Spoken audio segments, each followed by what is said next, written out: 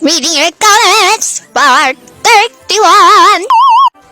Papa mo pink, mama mo blue.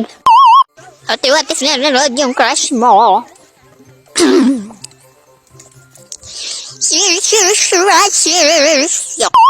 Balik ka na sa reading your comments. Ito na, kakabalik pa lang. Ate, sino ba mo sa SB19? Si Stel po.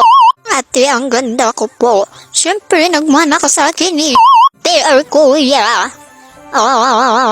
Pwede ba? Ate, what if may feelings ako sa'yo? Yeah, feelers. Ate, what if di ka mahal ang mama mo? Chabut lang. What if suntukin kita ha?